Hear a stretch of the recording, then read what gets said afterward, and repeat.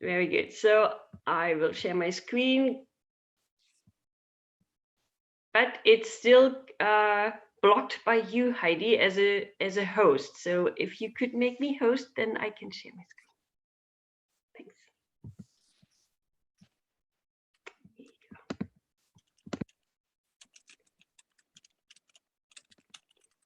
So good morning or good afternoon, everyone. I'm really glad to see you all here for our 11th meeting. Meanwhile, our agenda today is as follows. So after a short welcome, we would like to hear from you the latest news of your network. Then we would like to discuss the main objectives of IWP and the contribution by our members. We would like to give you an update of the conferences where we applied for sessions and further outreach activities. And then we would like to present the next steps.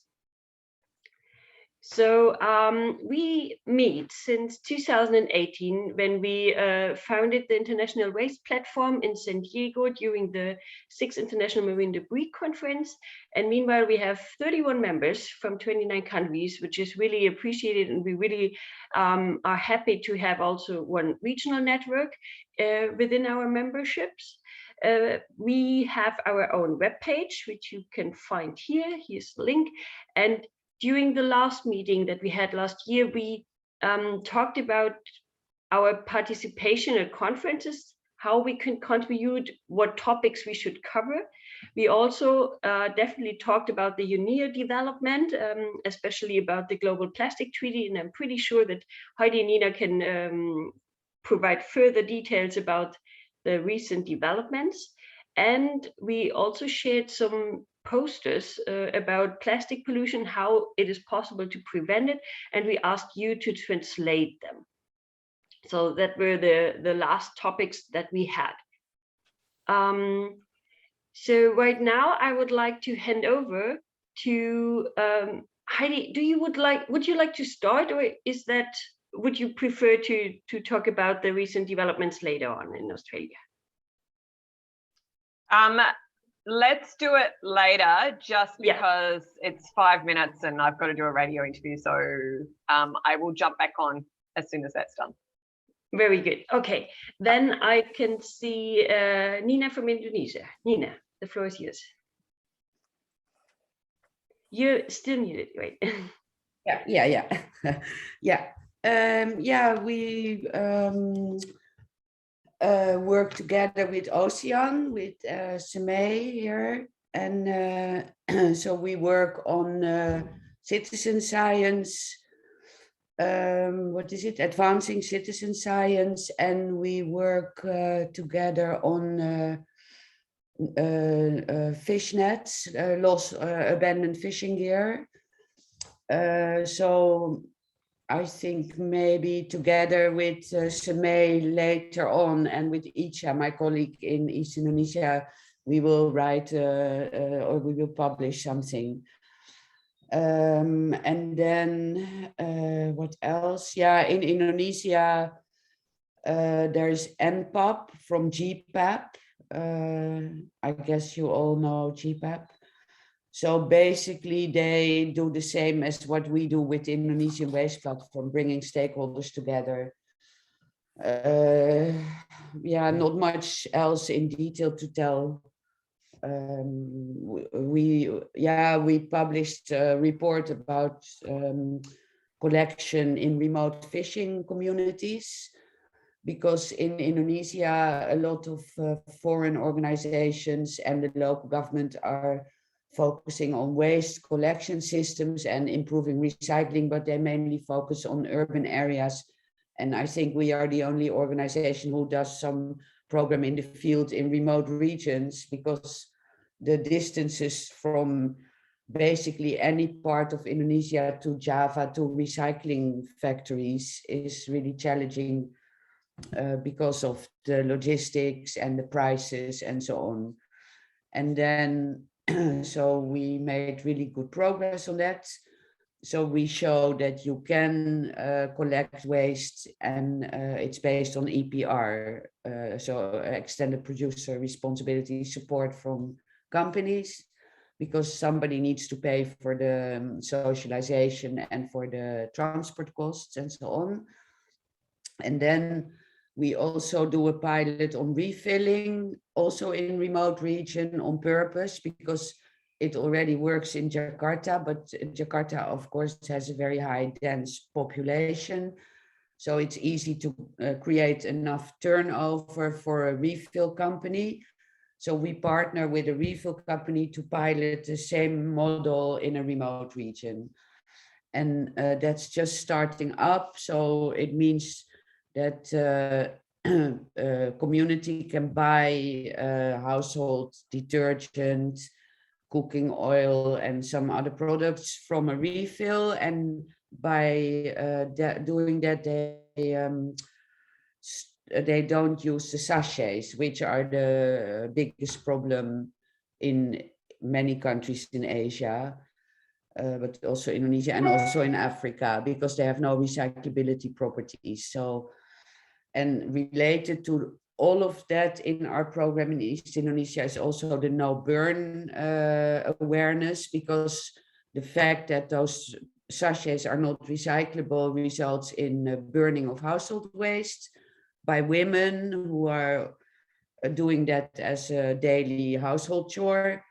So we're just starting a small survey in around 50 women, heads of households, to identify their burning habits. What do they burn? What do they use to light the fire? And where do they burn? Because what we see is that they burn next to their house. And so women and children are walking through these toxic fumes and inhaling it. And it's dioxin and black carbon. So it also aggravates the climate crisis in a terrible way, but also human health.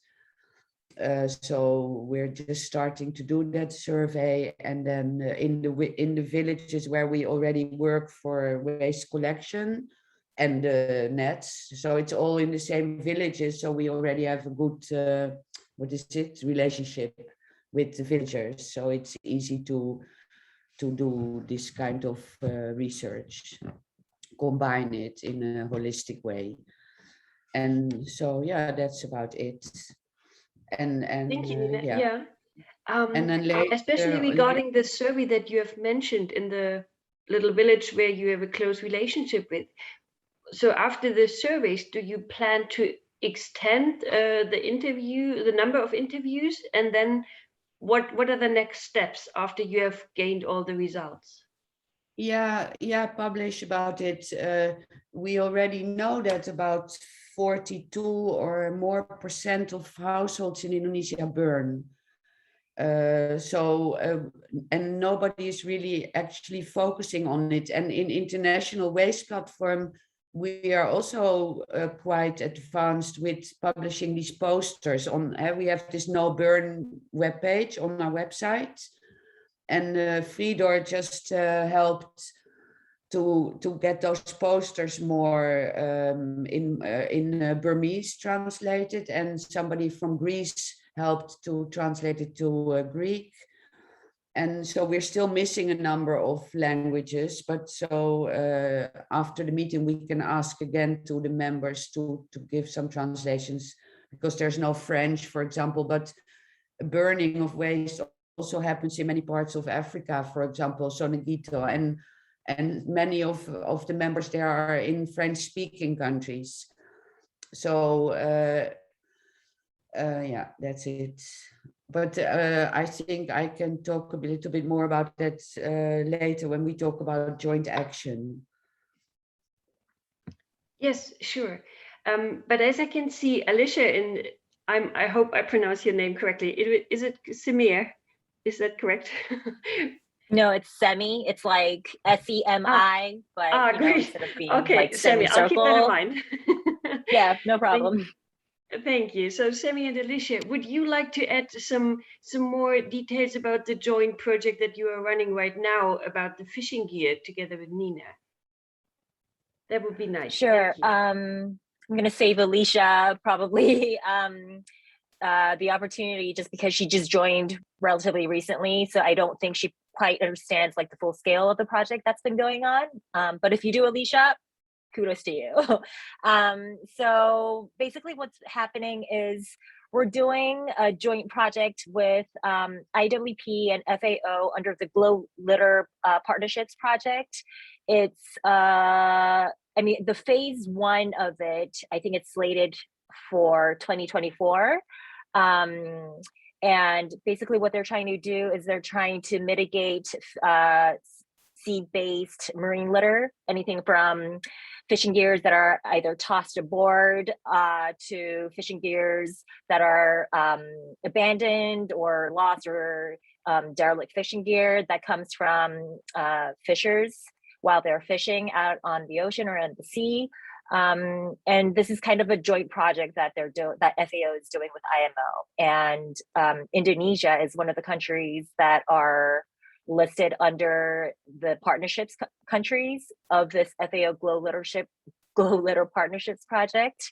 And Ocean is going to be a strategic partner to help IWP navigate the Glow Litter Partnerships Project with FAO, and also be a strategic partner in terms of, you know, helping with some publishing some of our findings from our study and our surveys, and also to maybe host a little like online workshop or something of that sort, like a knowledge product at the end, and also help produce and implement some awareness raising materials at the end as well. So this is all a little bit tied in with this other partnership that we have called EasyCo, which is East Asian Seas Initiative for a Clean Ocean.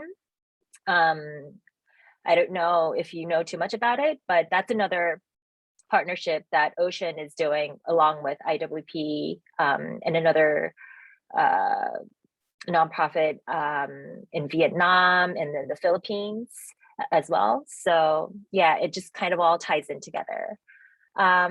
If you don't mind, I could also kind of segue into some of the, I guess, the more recent developments at Ocean. I'll spare you the boredom of a lot of the stuff that's going on nationally, and just maybe focus more of like the international cooperative projects that we have going on. So right now we have about 3 large scale international projects that they're all kind of happening all at the same time. And all 3 of them are actually these international development aid projects. We have one that's like a 3-year project that's happening, that will most likely happen later on in the year with Vietnam and Cambodia. Sorry, Vietnam, Cambodia, and the Philippines. Sorry, no, it's Timor-Leste, Cambodia, and the Philippines. And we'll be doing this in conjunction with PEMC to help these countries kind of shift their waste management into a little bit more of like a circular economy approach to waste management. And another thing that's kind of underway right now is a project that's happening in the Philippines, where we'll be helping them build a cleaning vessel, and also helping them to kind of revamp some of their waste management policies, and also some awareness raising and monitoring efforts. So that's kind of like the bigger 2 chunks in terms of international aid projects. And then we've got the FAO that I just talked about that we're doing with IWP. And yeah, so another thing is actually we're gearing up to another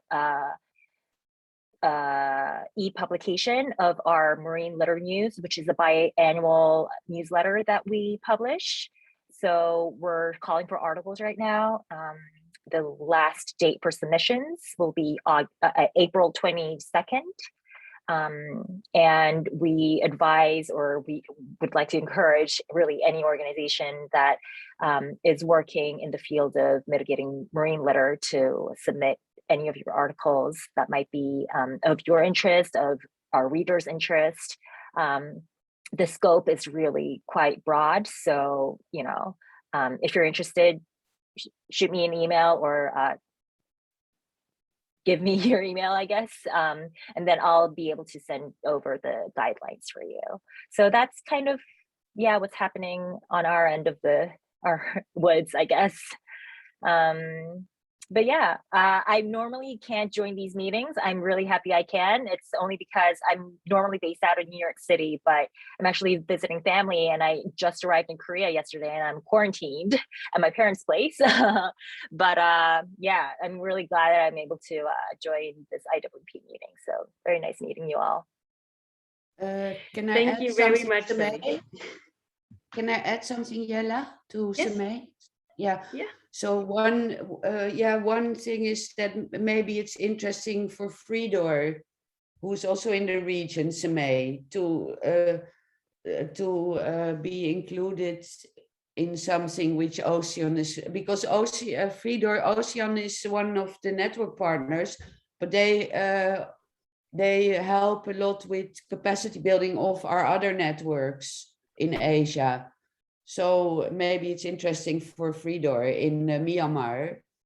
And I also like to add, Semay, about the fishing gear. And also I'd like to ask, for example, Fridor, in Indonesia, fishermen use frozen ice bags to keep their fish cool at sea. And so with Ocean, we did a training for litter monitoring, and the ice bags came out as one item found abundantly. And I live by the sea in Indonesia, and I find these ice bags really every day on the beach in front of my house.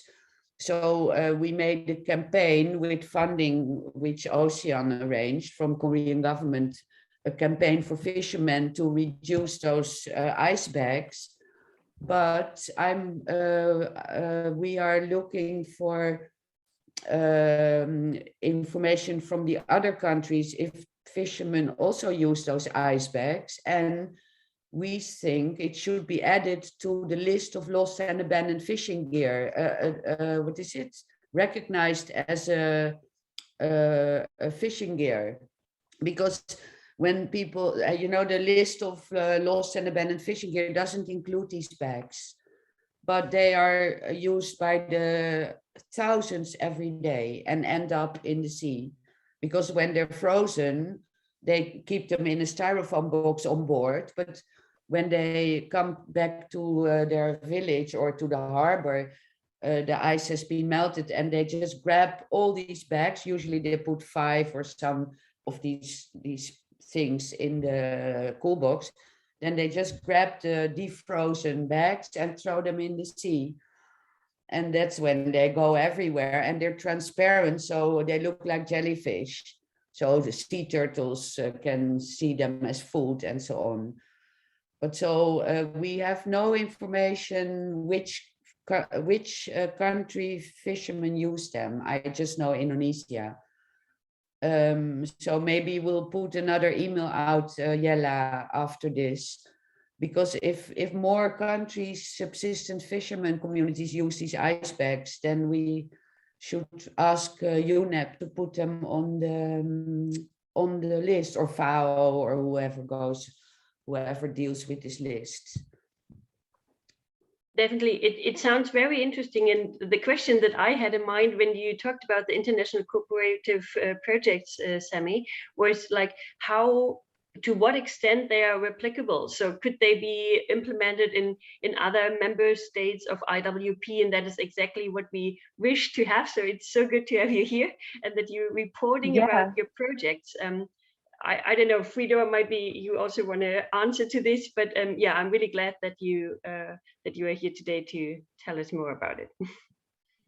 Yeah, likewise. And a lot of these projects, I mean, they haven't really, we haven't really gotten it off the project to start yet. It's still really in like the developing stages. So nothing's really like, nothing's really concretely underway, if I may say so.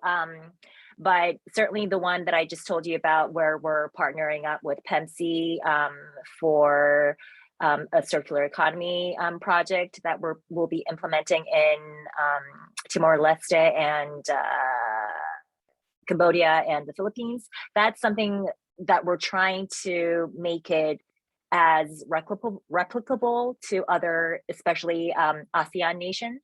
So yeah, it's still very much in its initial stages. So I hesitate to say like how successful it's going to be, but we are trying our best to make that more of the reality than just kind of very conceptual or in theory. So yeah, stay tuned. But that's pretty much what's happening with us.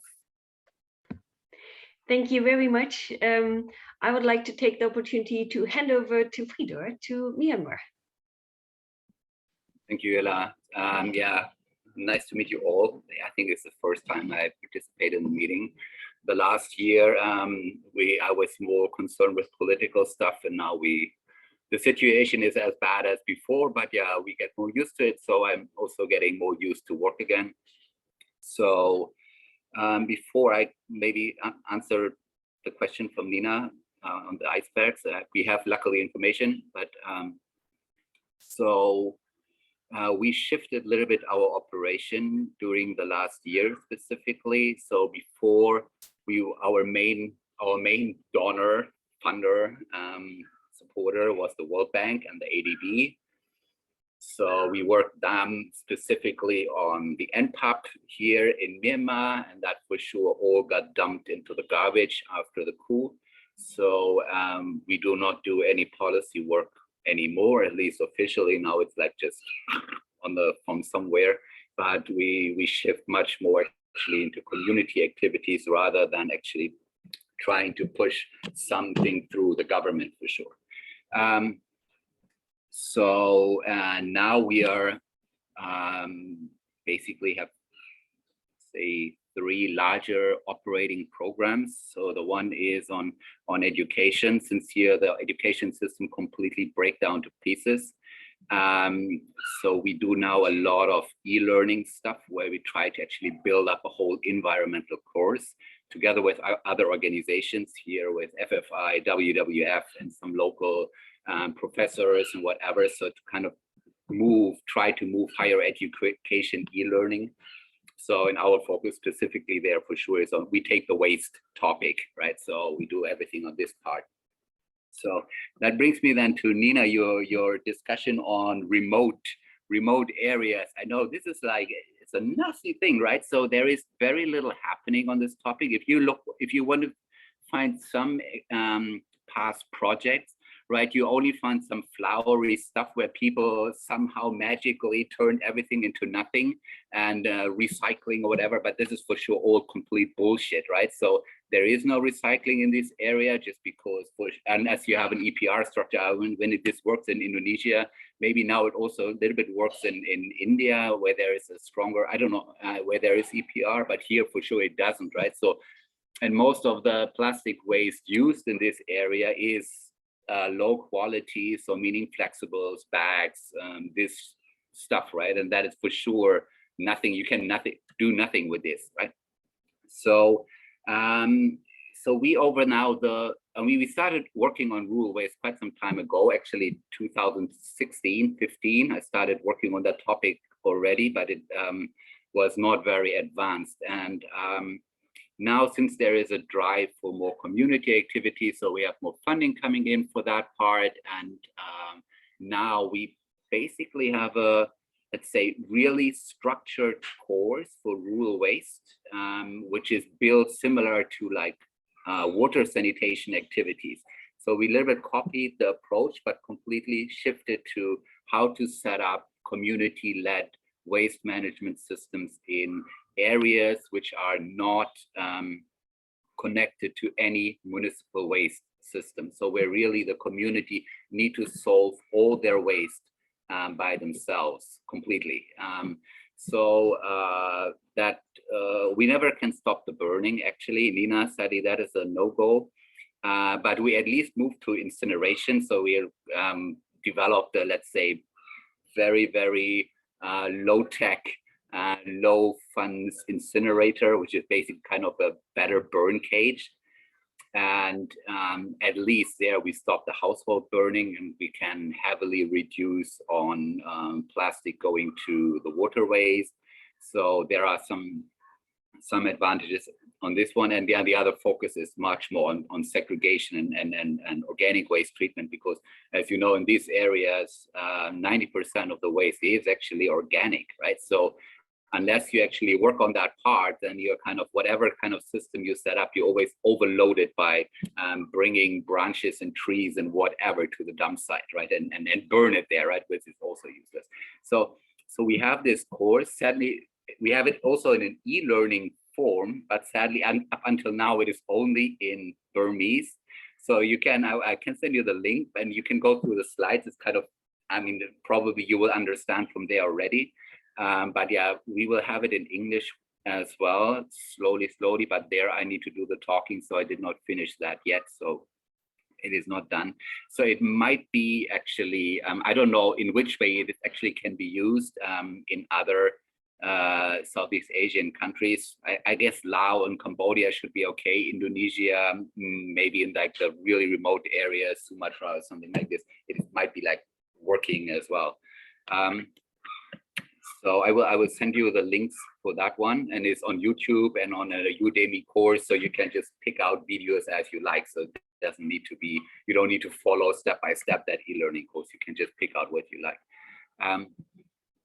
So then, yeah, we would go more in urban waste, also community waste collection, again, segregation, source segregation, because Myanmar is continuously, we have 50–60% of organic material in the waste stream. So we try to work hard to reduce waste at source by actually pushing as hard as we can for simple cold composting mechanisms. So probably you all know this simple cage composters, right? Which you put in the community, which can be as simple and easy, nothing needs to be added except for some water. So we try to push actually in that direction.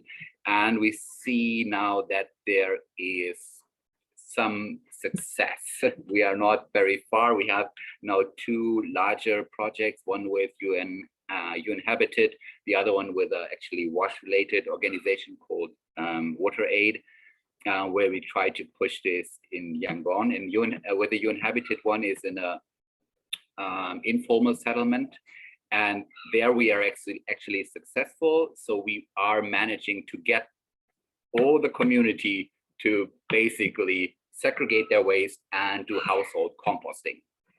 And so that works pretty well. Money can do a lot. So we use basically financial incentives to make them do it. And then so like this, we hope to push over we push into the behavior change, and then slowly people keep on doing it. And that is successful, that works. And we are happy that we have some steps forward there.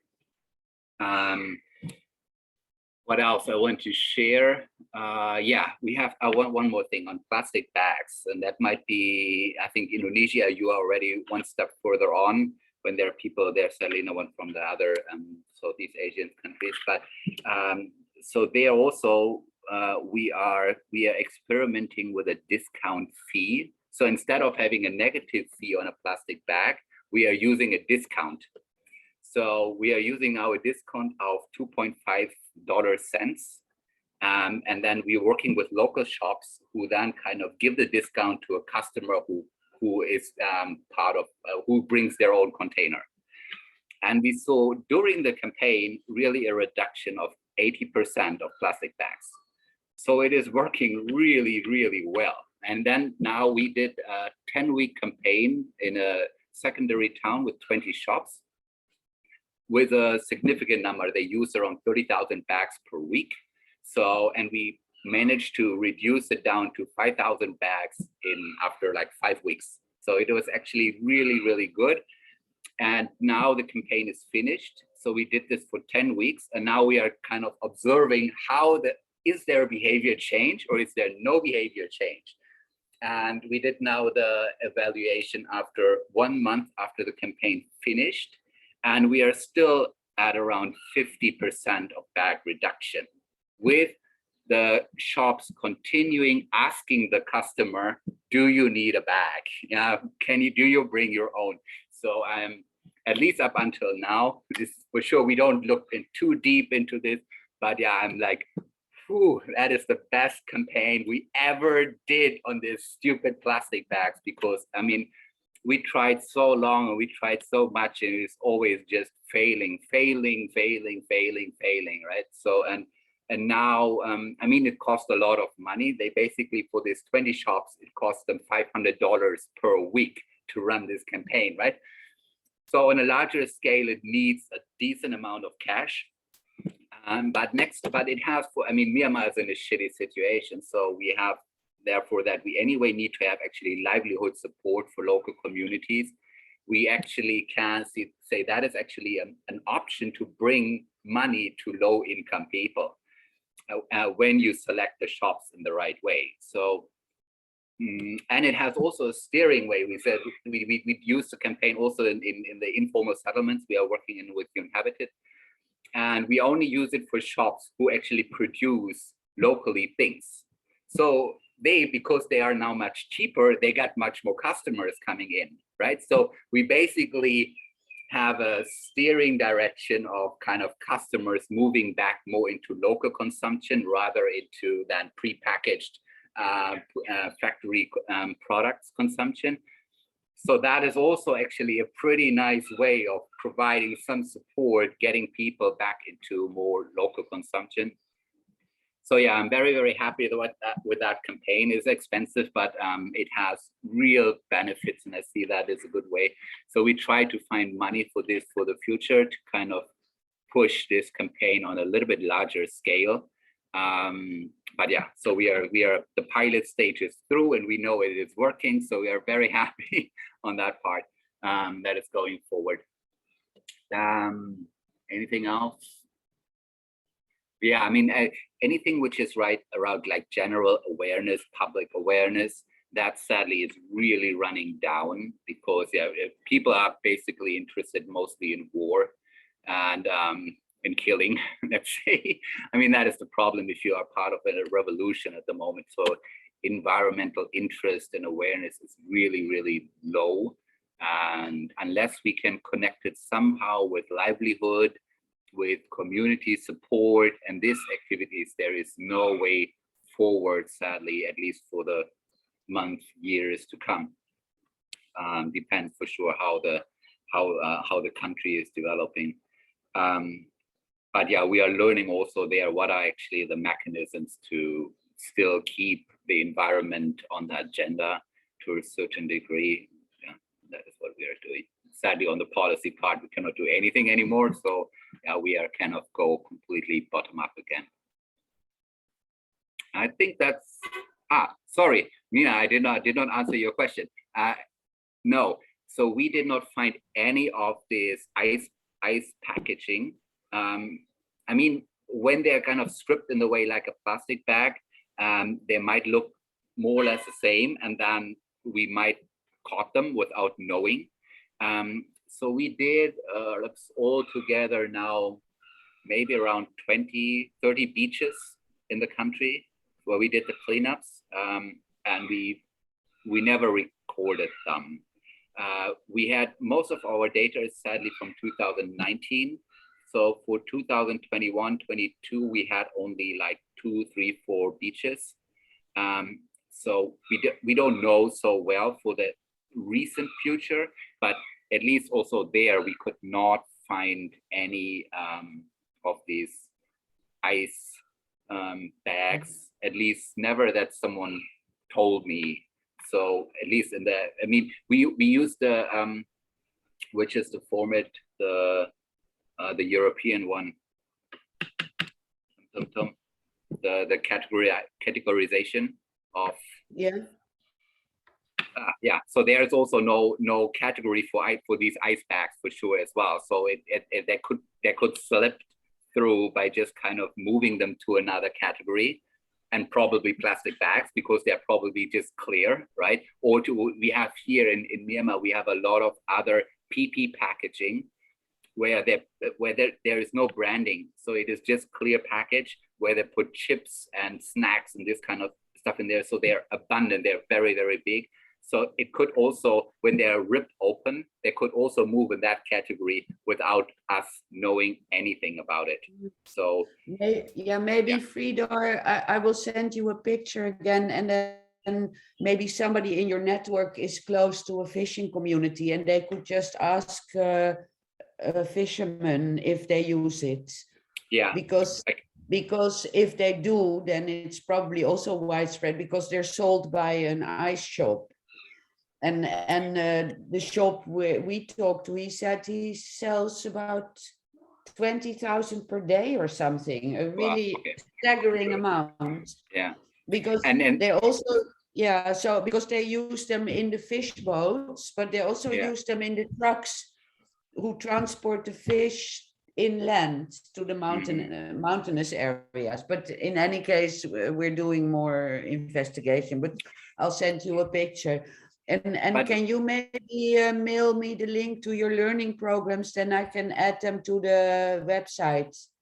Yes. To the International Waste Platform website as a program from you in Myanmar.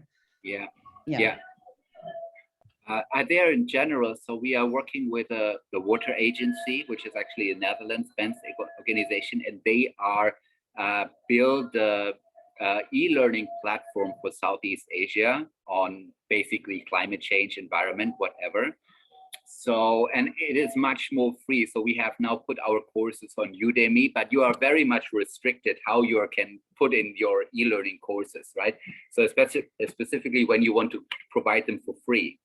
So, and so they're with this water agency. So when someone is doing this and you think there is a way you have these kind of courses, there is this platform for specifically for climate change designed by this Netherlands organization. So it is just starting actually this year in June. So it is not even basically launched, but we are currently uploading our things there. So when you are interested in such a platform, you have a need for this, then please, just let me know. And I can connect you with them. And I think they're actually happy to get more stuff online, which helps students or young professionals to actually learn about the topic. But I will send you the courses on YouTube actually. No, what do you need? You need a link to the course. So we have a YouTube channel for it by now. I hope that is works. Any link, and then I'll open it, and then I'll upload it on the website in the overview. Okay. Thank you, Frida. It's a great success, especially the campaign with the plastic bags. Actually, I haven't heard about it, like that. It's the other way around, that you don't put a price on it, but give a discount for plastic bags if you don't use one. So it's a really interesting approach. I have only one more question. When you talk about these learning materials that you have created, do you have a specific target group? Is it always like more on an adult level, or do you also have kids or children, teenagers as target group? Yeah, but I know we have both. So we have a full toolkit together with we work in the Switch Asia. I don't know if you know that grant. That is a EU funded about switch, so meaning a change in consumption production.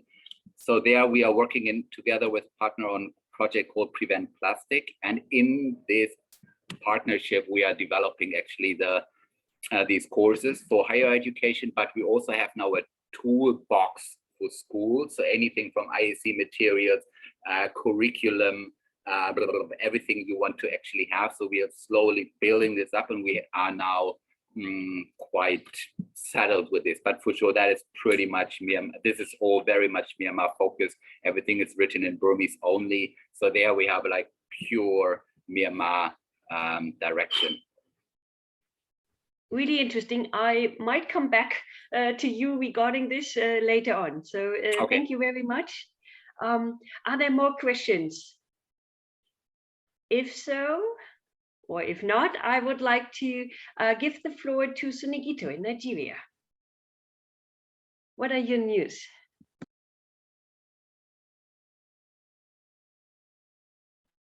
Oh, thank you so much. Good day all. Yeah, in Nigeria, we are doing quite well. It's just that it's still a little difficult to get the federal government to have closer Nikita, I'm really, really international sorry, waste but the platform connection is a little bit bad. the legal instruments, so that kind of partnership. Yeah, but you can hear me a little now. Hello? That's why my camera is off. Can you hear me? I will switch off mine as well. Maybe that helps because the connection at the beginning was a little bit, bad. Okay, fine.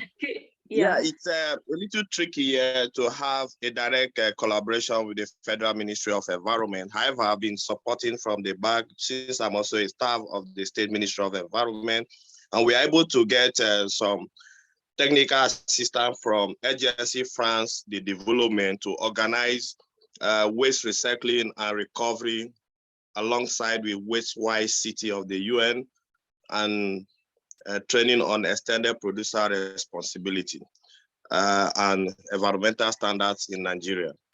So this workshop will be kicking off today here in Calabar, where we have other states coming to participate in the workshop. However, they didn't accept to put on IWP as a core partner or an implementer of the program because they kept asking of the legal instrument of IWP to enable such partnership. So the seminar is to build capacity towards an enhanced and robust development of a national database and national action plan on solid waste management in Nigeria. While in Lagos, we have been able to do some activity. We had meetings with some civil society that are taking it up with UNIDO pilot project to support plastic recovery from the city of Lagos. And they have developed an app that was launched late last year to enable collectors and producers inform for pickup. I think that is where we are for now. Thank you. Thank you very much, Sunito. I will switch on my video again, so maybe you can see me. Very interesting, and thanks for your continued support and trying so hard to put the IWP logo into this campaign. I have one question. Could you tell us a little bit more about, if there was a kind of communication plan or concept behind the EPR scheme that you have introduced now?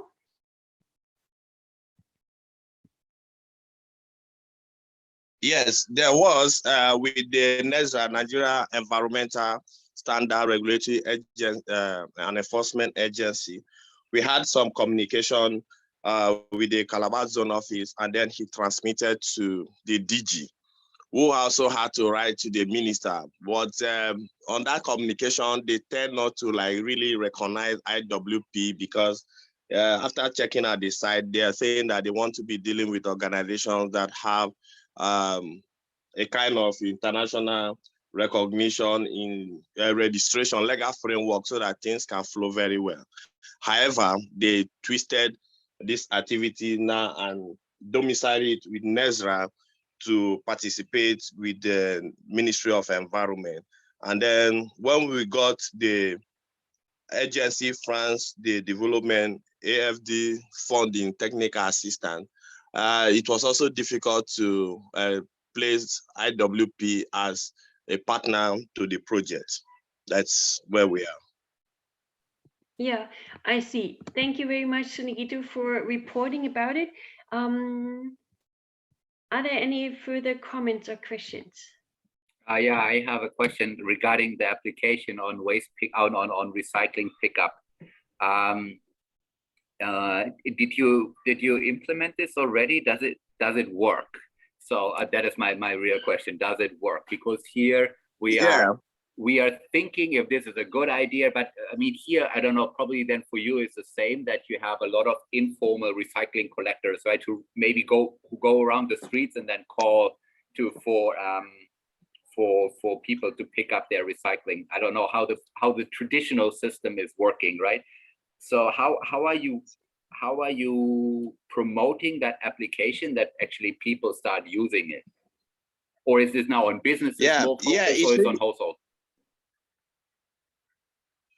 Is both way, focus on businesses and household. Now it's promoted heavily by the Lagos State Waste Management Agency that have programmed the city into clusters and now be able to assign supervisors to see that waste collection are disaggregated, and then pickups are enabled by the private sector. So once you gather enough plastic, you book on the app, and then someone come to pick up the plastic and record some points for you. And then in some cases, some people, even the businesses, also have to sell the plastic as raw material, since it's been transferred to a recycling plant, or most time shipments out of the country. So for Lagos State, it's working very, very well. And while outside Lagos State, scavengers just have to gather the plastic and then send it out as raw materials from the waste sites. Okay. So that is specifically on plastic, or is on all recycling, like metal, glass, paper, cardboard, plastic? Probably on all, right? Yes, they're on all, because it's been aggregated, and you specify what kind of material you expect them to pick and when you want them to pick it. So you book it on the app, and then they get back to you. Okay. Is there anything specific for organic material?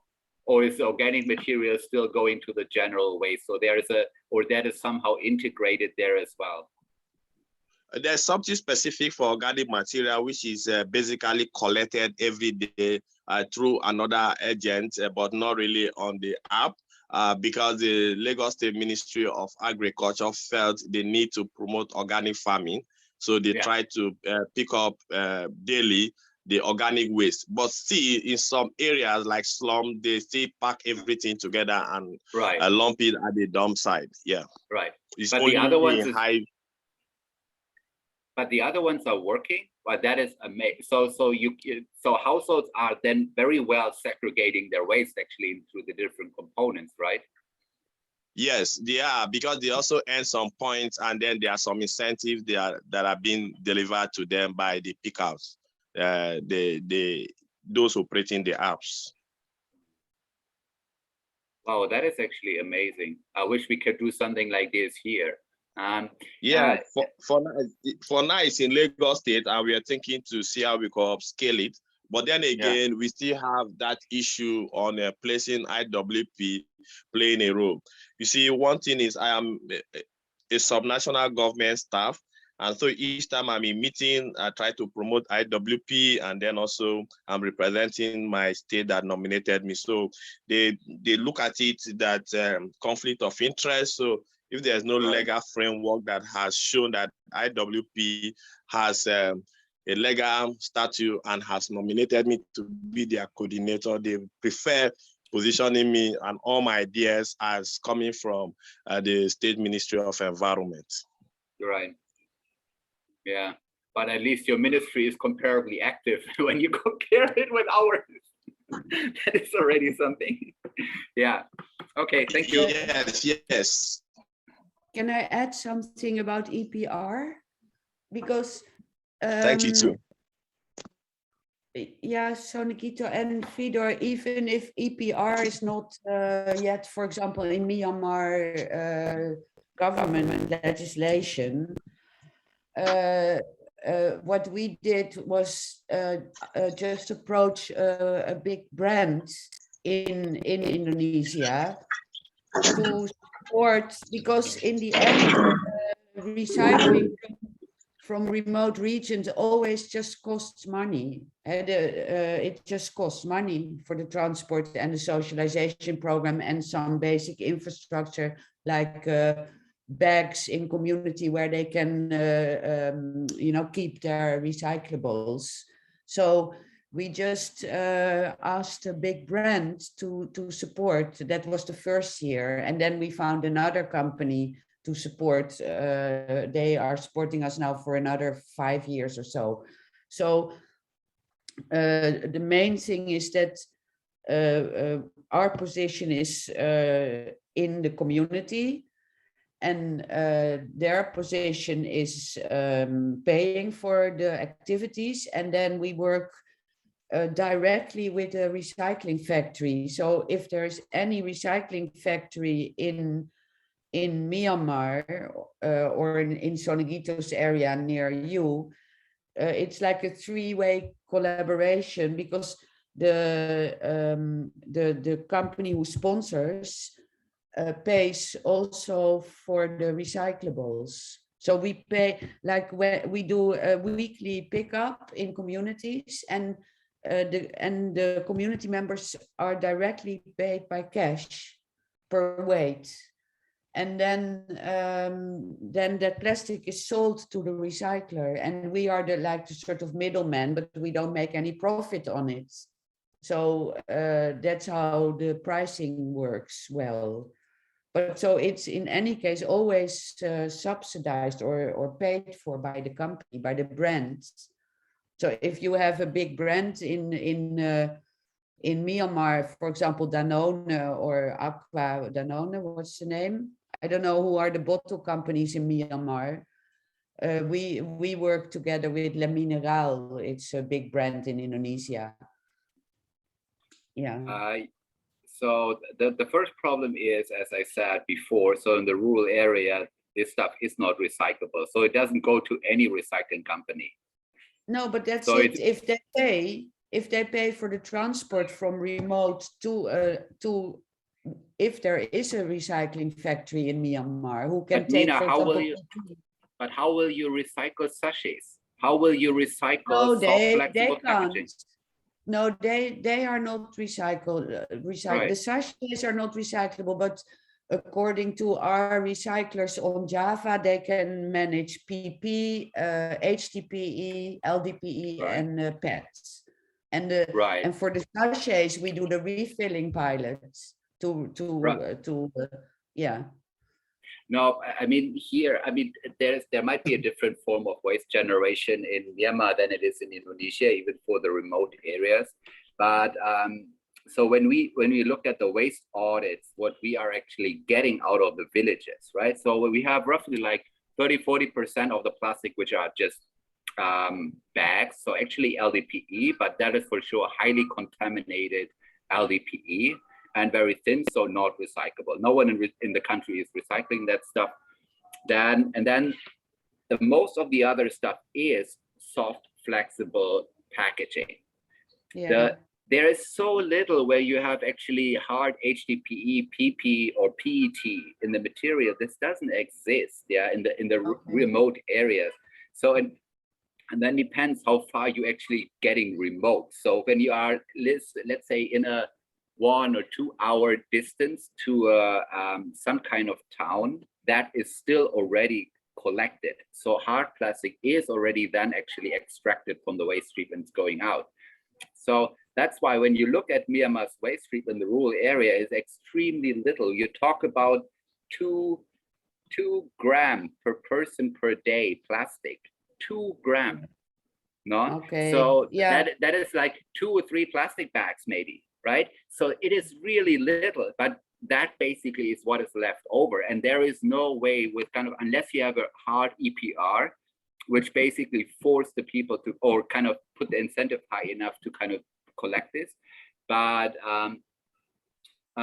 before the coup, I think there were some options to move on that topic. But Myanmar is a rogue state and always was a rogue state. So from the industry, the reason why they don't want to use EPR was what they said is, okay, when we do this in the country nationally, even we get all the companies to do it, right? Then still there is this border which is super porous and people are just smuggling in the material.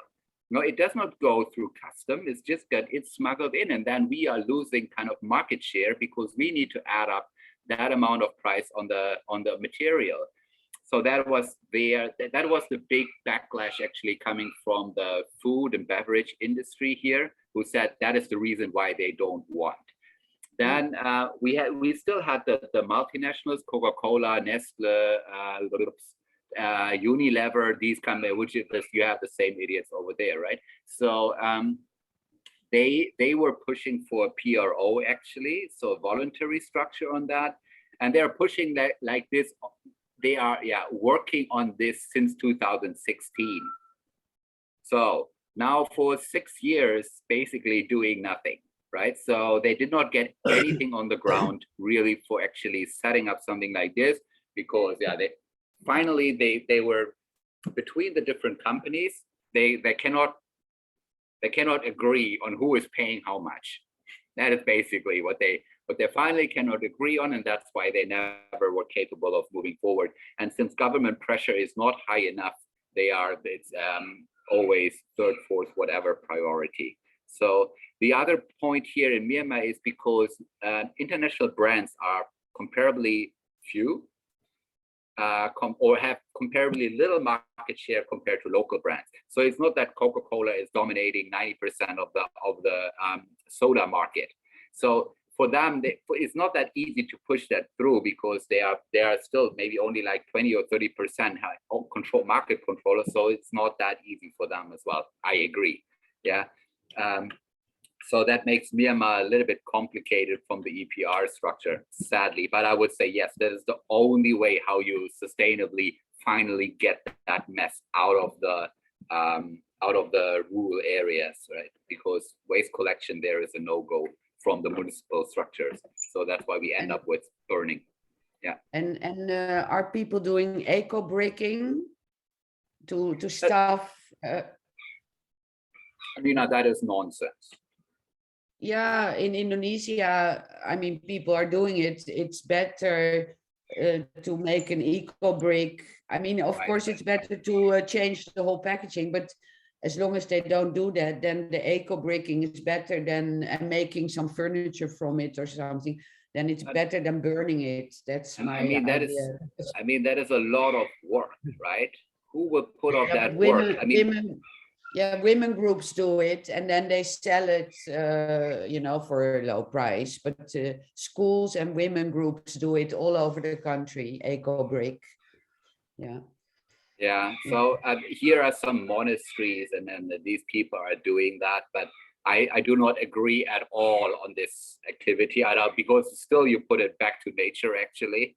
Even if you kind of contain it into a PET, and I think it's one of this solution. I just don't. I mean, there might be different opinions on this, and there might be some show-off projects to do it. But in general, for waste collection, I think it's like not. Yeah, but anywhere.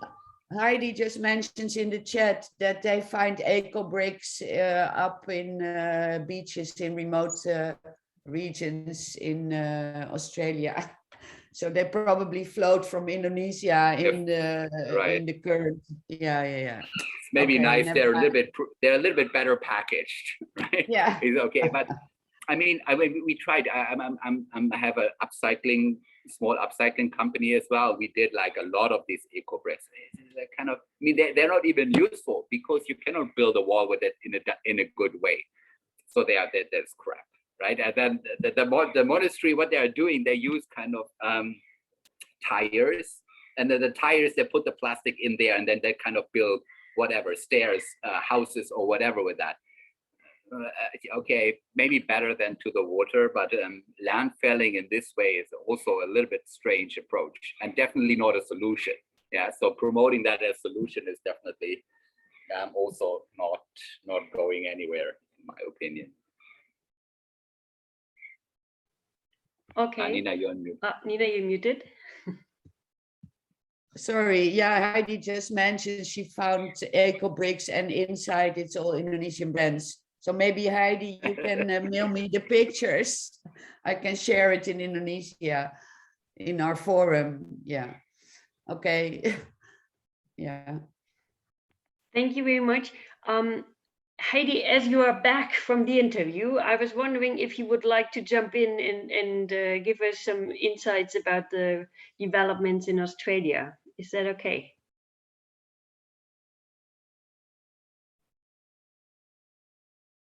Heidi?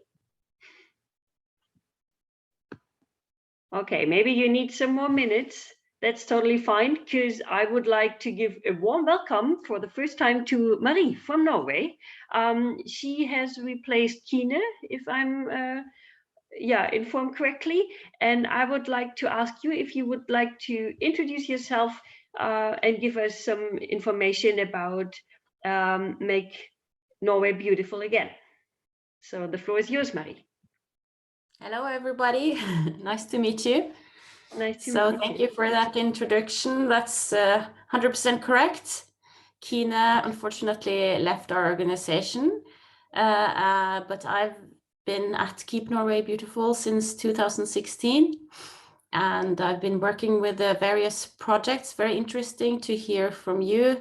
The International Waste Platform is still a little bit new to me, so I might not always understand all the abbreviations, and I don't know all of your projects, but I'm sure I'm going to get into it as we go along. Very interested to hear from you today. I was very impressed with the plastic bag reduction fee, and also to hear from Nigeria about the recycling waste picker app. So I think a lot of interesting stuff is going on in this network. I don't know how you usually do this. So we are a very developed country. So we have the waste construction is there's a good infrastructure, but still we have littering, you know, so it's yeah, that's how it is. I don't know what you focus on, more international projects, or I don't know really what you know, so I'm just gonna throw something out there. Next time it's probably gonna be better. So for instance, we have a project called The Ocean Starts Here that is inspired by La Mer Commence Ici. It was a campaign in France a few years back, but it's a completely different kind of project here because it's based on why people litter. And initially it started to try to understand who are the litterers, who are the people who throw waste in urban areas. And then we had the realization after some interviews and observations and data gathering that most of the people, at least in urban areas in Norway, it's mostly unconsciously that they litter. So they don't really do it on purpose. And we start building on that. And now we're in a phase where we take limited physical areas and we involve the municipality, local authorities, and the businesses surrounding this area, for instance, the park. And we do a project where we see what each of them can do and what they can do in cooperation to reduce littering.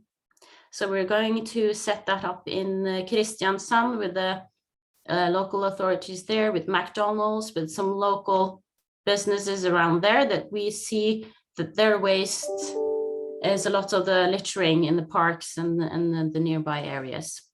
And then hopefully we will get some good results. We will measure it and then see if there's a few successful things that we will do that we can upscale it.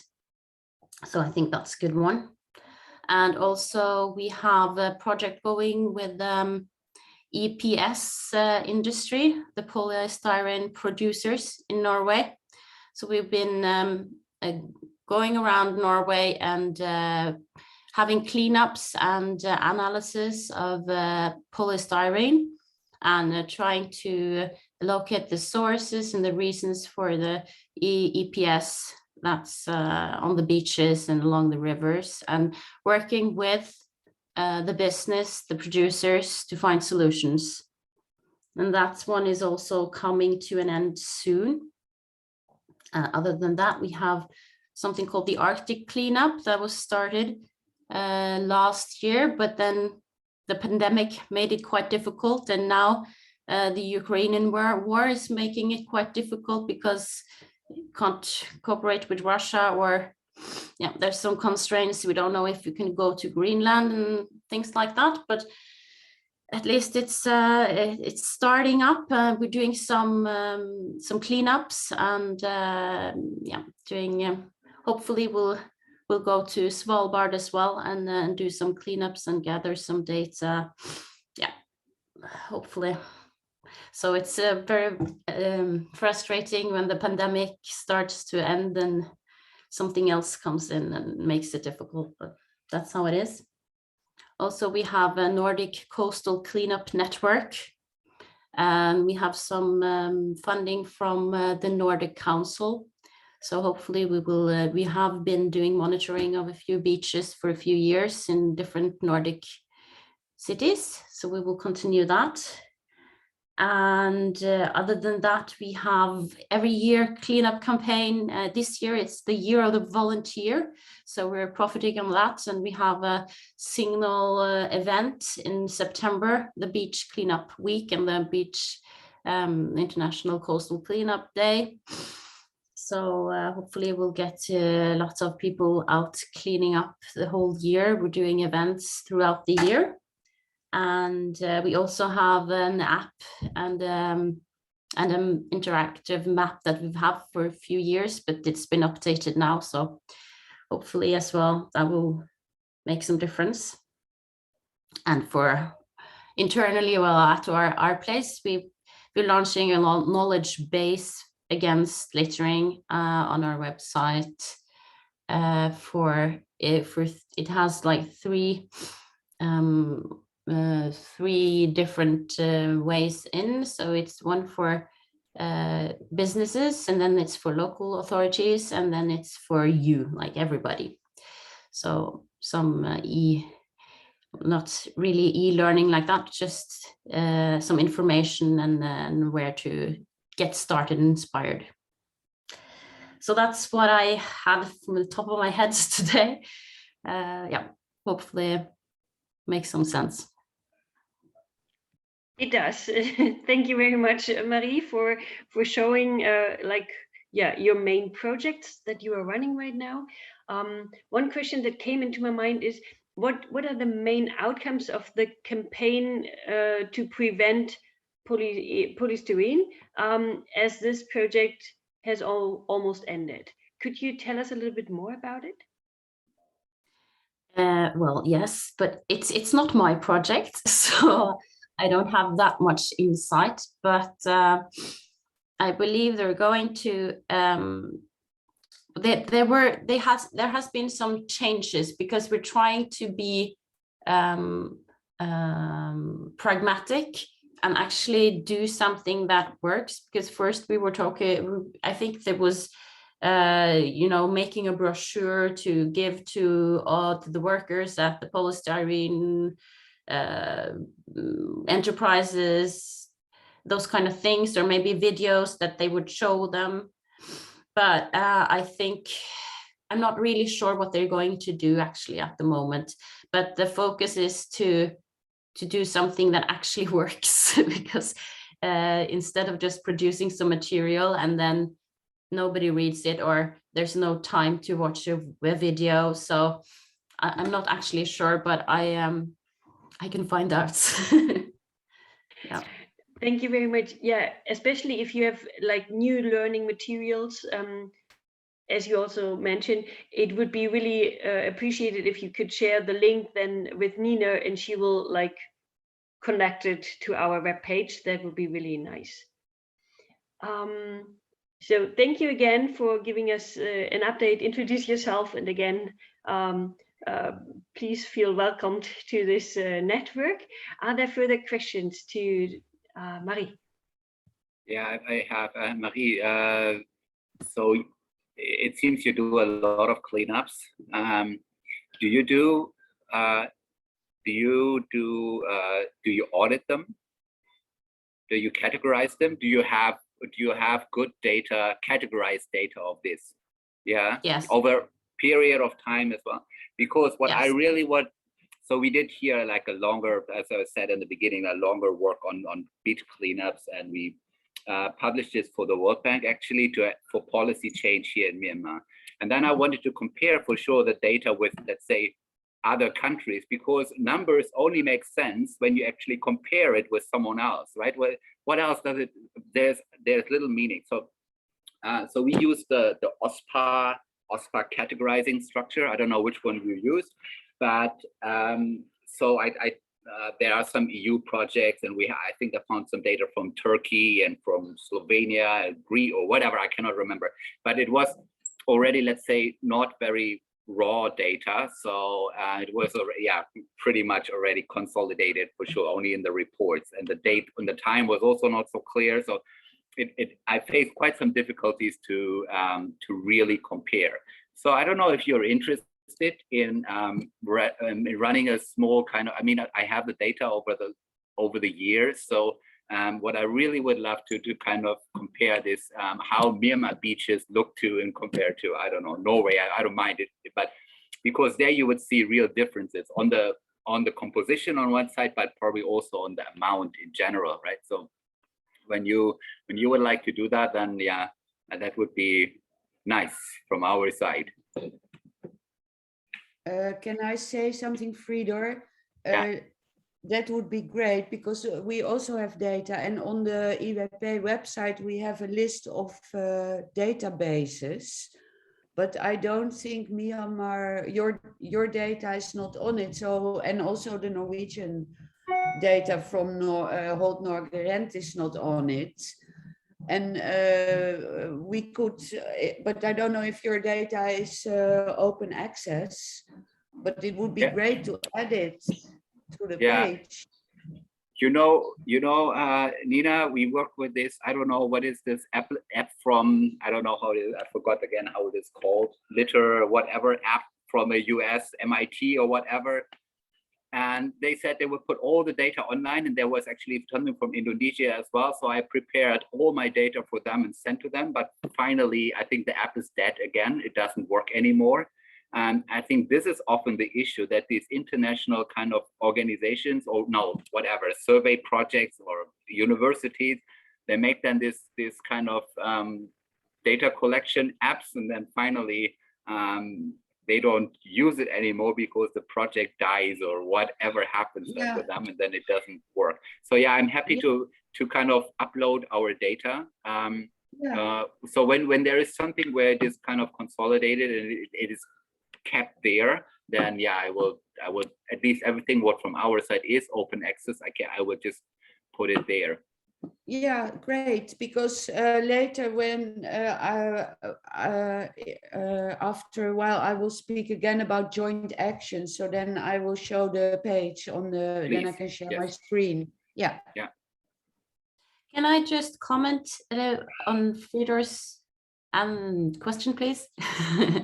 So yes, we have been gathering data since 2011, and we had a website with a map where we've been collecting citizen science. So the volunteers have been registering what they've found for a decade now. Wow. And it's supposed to be open source, but it's not yet. But we do have the data, and we could send it to you, or I don't know how you want it, Excel sheets.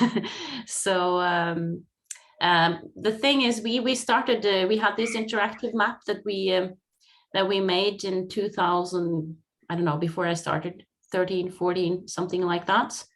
And we called it the Cleanup Portal in Norwegian. And but then in 2019, this state entity got a mission to take over this portal, or make a new portal. So we've been collaborating with them, and they've taken over, and then they now own it. So we don't have a lot to say about it now. They make all the decisions. But it was supposed to be open source, but they're working quite slowly, I think. Hopefully it will be at some point. But Mari, so your data is no longer yours. Is that what you say? The old data is ours, and the new data as well. We do have, it's not we don't own it, but we have access to it, and we are also allowed to share it. Okay, Because that was, then we had some we had some we had to I can't remember a single word today, but negotiations, I guess. And we got something through that we got to own the data, and we also do the quality, we secure the quality of the data. Okay. Later I'll share my screen and show you the overview we already have, and because it would be great to add it. Yeah. Also, Okay, sorry, you just asked me about the protocol, because we've been using a protocol based on Ocean Conservancy. So it's almost the same as Ocean Conservancy.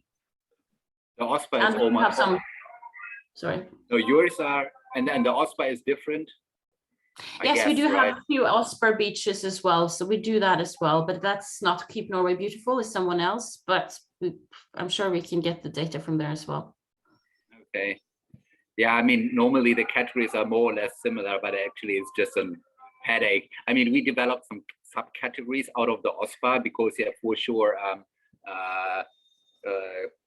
the category of sachets and flexibles is like, in Myanmar, this is huge. Actually, half of the beach is this, right? So we kind of developed at least 2 subcategories for it. Yeah, and we don't have any bottles, always the ban bottles we don't have. Yeah, so there are no bottles.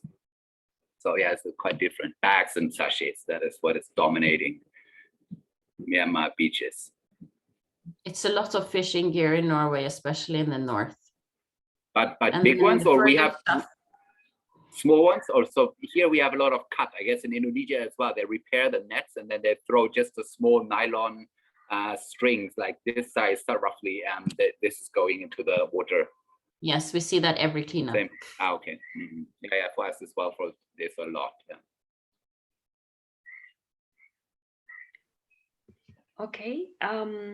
If everyone agrees, I would like to ask Heidi again if she is back and would like to report about her interview.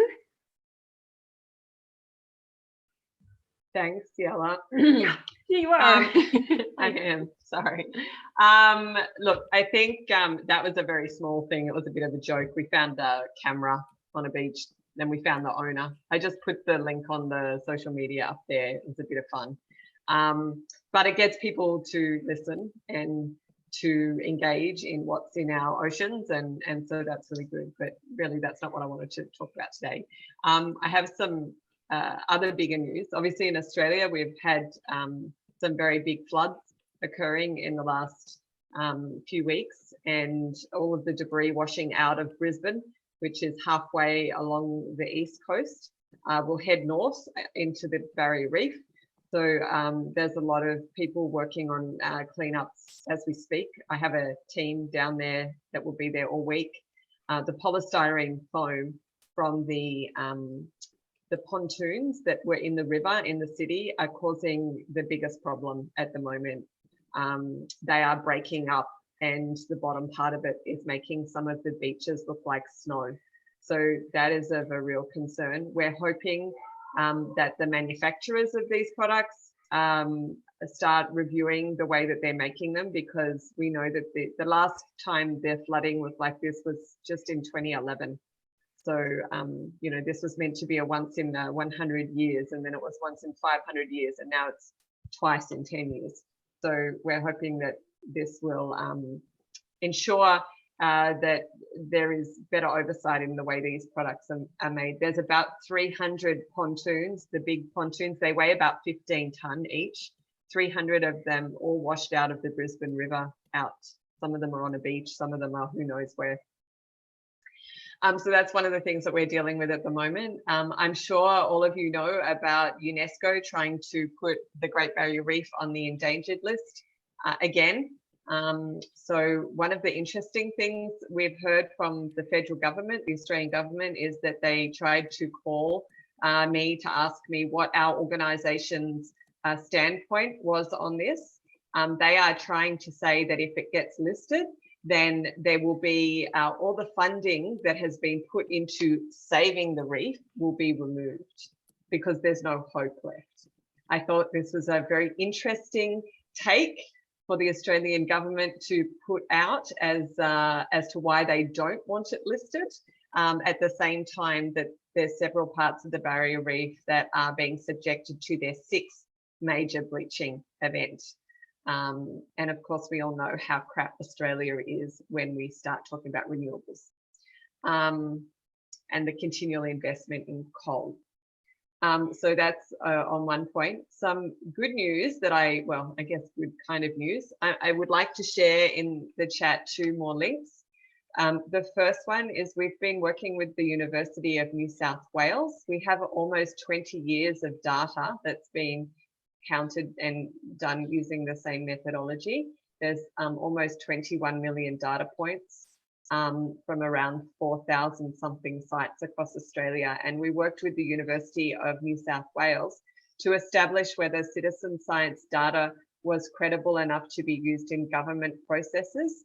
And excitingly, it was seen that when you use the appropriate filtering in the database, that data from citizen science frameworks can provide analysis at an unprecedented scale. So we're very excited about that.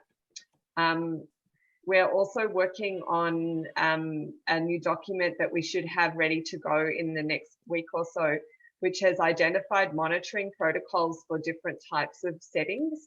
So we used to do beach cleanups, and now we do cleanups and on beaches and rivers and estuaries and stormwater drains and underwater and offshore islands.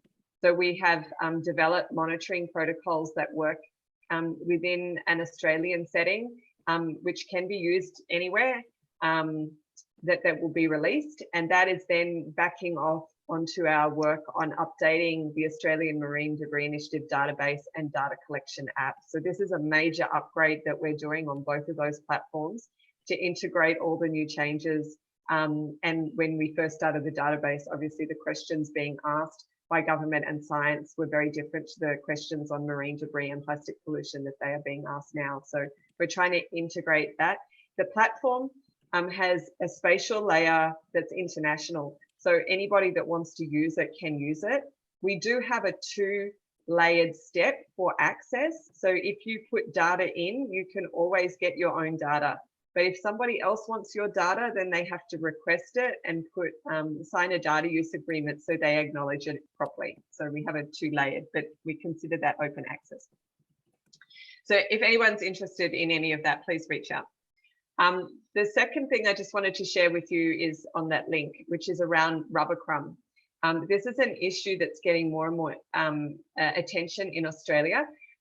Obviously, with China not taking our rubbish anymore, we had to be creative in dealing with our own rubbish. Who would have thought?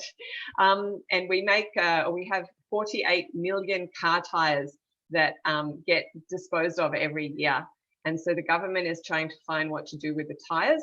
And they've been investing significantly in recycling processes that change the tire into rubber crumb that is used in children's playgrounds.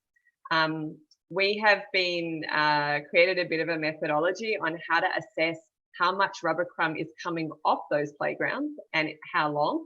And we've seen that within weeks of new park areas being opened, rubber crumb is degrading. And we have in the second link there's 2 reports. One is the report on how much rubber crumb was being lost. And within the first 4 meters, we established over 1.25 million pieces just within the first 4 meters. The second one is a rubber crumb impact report, and we tried to collect all the international data and research on this product to bring it together to show that it's not fit for purpose for this purpose. And there was a paper that was released a couple of days ago that showed that in Canada, there had been rubber from roads that had impacted the salmon in a creek and had killed 90% of the salmon.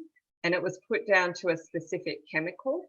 And that chemical has just been found in a creek in Australia, in Queensland, that flows out into an area that will go to the Barrier Reef. So this paper kind of backs up our call for the Australian government to stop investing in rubber crumb and stop using it for kids' play areas because of the environmental impact, the human health impact, and the economic impact. That if you've paid to put the park in and you have to start repairing it within weeks, it's not very good economically either.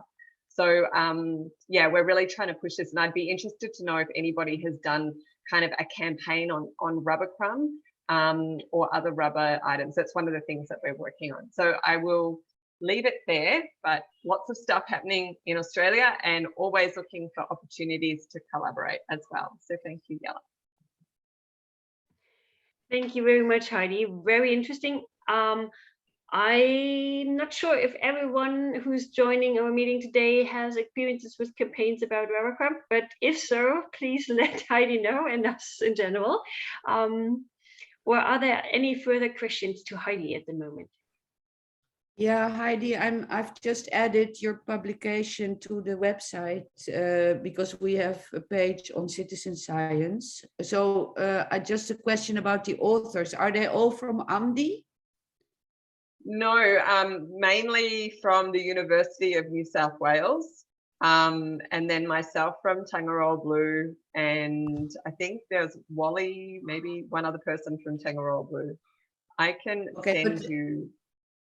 Yeah, I looked it up, but I'm just wondering about the data is based on the AMDI data, right? Yes, the whole thing was based on the AMDI data. Yeah. Okay, thanks.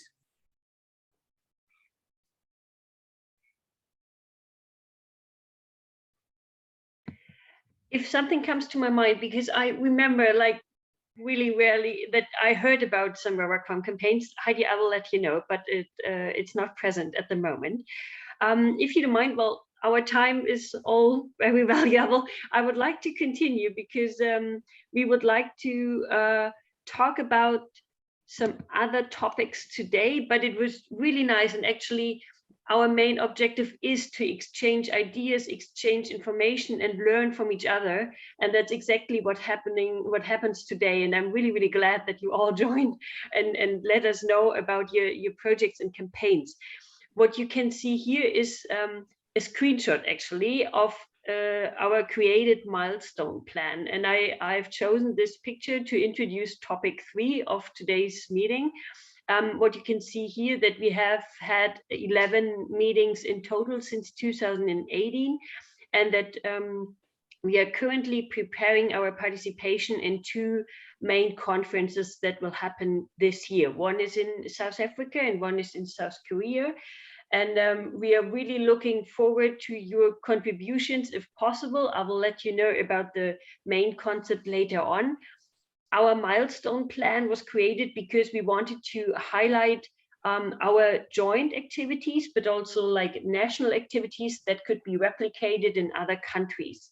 And this will be updated as well as our webpage that you could see before, and also our like posters that we asked you to translate.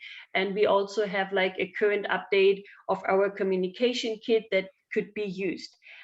However, we need like new activities that we are looking for, and we would like to ask you for your contribution to it. So I would like to hand over to Nina, who will give you like some more insights and like lead the discussion about your opinion about objectives of IWP, but also of your personal or the contribution of your network. So Nina, the floor is yours. Okay. Can I share my screen, Jelle? Can you put the next slide on, yes, please? Yeah.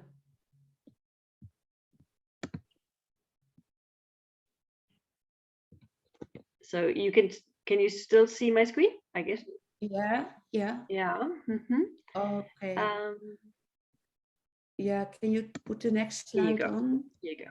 Oh, okay. Okay, one moment. Okay. Yeah. Sure. Yeah. So wait, I'll open PowerPoint where you shared the slides. One moment. Here, yeah. Oh, sorry. This one. Yeah, a moment. Yeah. So, yeah. What I noticed is that we, not all meetings are joined by everyone.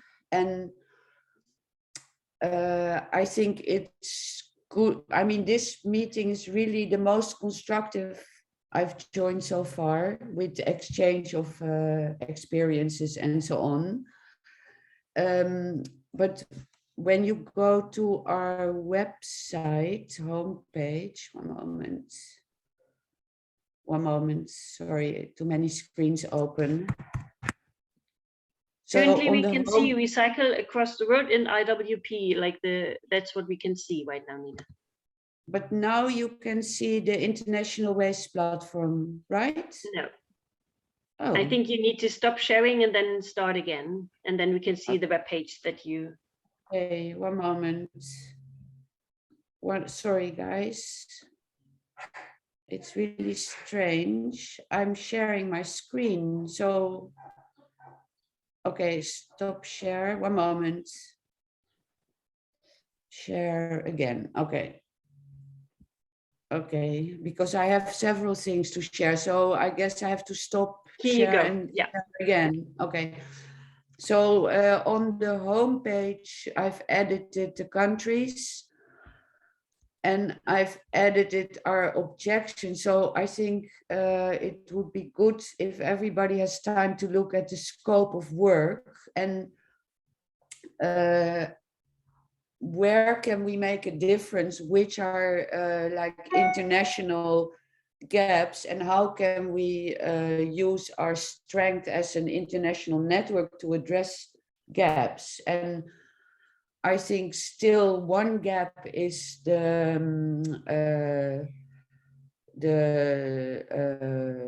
what is it, standardization of labels. So there are organizations in every country working on standardizing, or in many countries standardizing information on packaging for consumers. And then there is the issue of the totally confusing bin information. So besides reducing and changing packaging, the consumers don't know how to recycle. So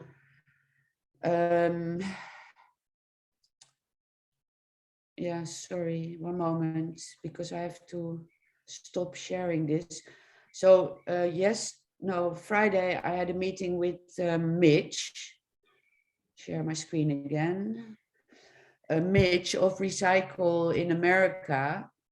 So she made a video. Actually, can you see this screen?